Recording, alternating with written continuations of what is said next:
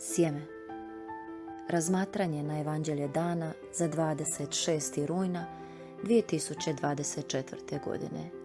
Luka 9, 7-9.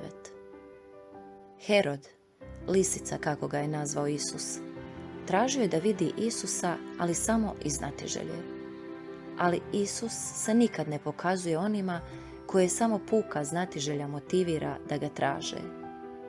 Dok pišem, u pamet mi dolazi odlazak oca Gemelija u San Giovanni Rotondo kako bi potvrdio jesu li stigme Padre Pija uistinu bile nadnaravni fenomen ili plod histerije. Ali sveti fratar nije dopustio da njegov subrat vidi i dotakne stigme, iako je otac Gemelli bio poslanik iz Vatikana.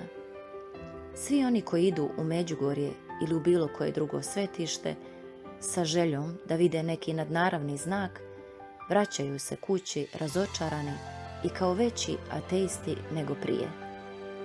Isus je rekao Tomi: Toma, ti vjeruješ jer si vidio, ali blaženi oni koji vjeruju u mene, iako me nisu vidjeli. Nadnaravni znakovi koje je Gospodin dopustio da vidim u svom životu uvijek su se iznenada pojavili pred mojim očima.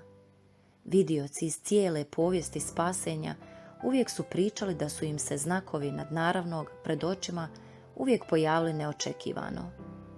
Gospodin se skriva očima znatiželjnika.